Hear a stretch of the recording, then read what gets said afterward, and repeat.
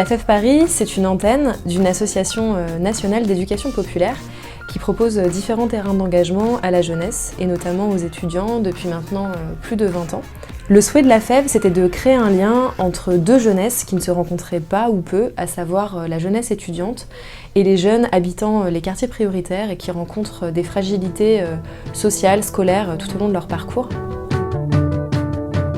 Nous proposons aux étudiants bénévoles une action d'accompagnement individualisé d'un enfant, 2 heures par semaine, auprès d'un enfant âgé de 5 à 15 ans.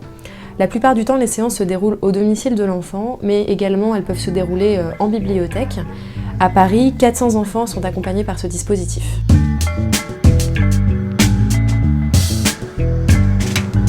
Bonjour, je m'appelle Nadia, j'ai 24 ans, je suis étudiante en Master 1 à Paris Diderot. Je m'occupe tous les lundis d'une petite fille qui a 6 ans, qui est en CP. Elle me parle beaucoup. J'aime bien ce côté-là où elle se confie sur ce qu'elle veut faire, ce qui se passe chez eux. Ce que l'expérience à FEV m'a apporté, c'est de voir à quel point le contact humain est important, de voir à quel point ça lui fait plaisir d'être récompensé au niveau des efforts qu'il fait. En fait, la principale force de l'accompagnement à FEV, il réside dans la qualité du lien humain qui va se créer entre l'étudiant et l'enfant. Nos bénévoles sont accompagnés et formés tout au long de l'année par une équipe constituée à la fois de salariés permanents et de volontaires en service civique. Chaque volontaire porte également une mission spécifique. Ça peut être par exemple la communication, organiser des événements pour les bénévoles, des formations, animer un atelier de jardin partagé. En fait, le point commun entre tous ces projets, c'est de faire le lien entre le monde étudiant et la vie dans les quartiers. Je m'appelle Léonore, je suis volontaire à la FEV Paris. Avec 3 bénévoles de la FEV, on anime un atelier le samedi matin auprès de filles de 12-13 ans de différents collèges du 18e arrondissement. On est en partenariat avec une association de handball féminin qui s'appelle EducHand.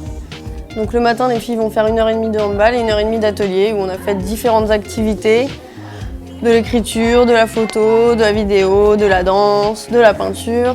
Voilà. Aujourd'hui, on a un jeu de loi sur différentes questions, sur les discriminations, sur l'histoire géo et sur le sport. Notre association, même si elle n'a pas d'affiliation politique, elle porte vraiment un message fort et militant. Et pour faire passer ce message sur le plan national, mais aussi sur le plan local, on organise des événements comme la Journée nationale du refus de l'échec scolaire, qui a lieu tous les ans en septembre. À Paris, on organise également les quartiers libres à l'université Sorbonne-Clignancourt, et en partenariat avec cette université depuis 2013. L'idée, en fait, c'est vraiment que l'université ouvre ses portes aux habitants, aux collégiens, aux écoliers, aux lycéens, à travers un après-midi complètement festif et des parcours adaptés à toutes les tranches d'âge. Rejoignez-nous nombreux dans cette aventure.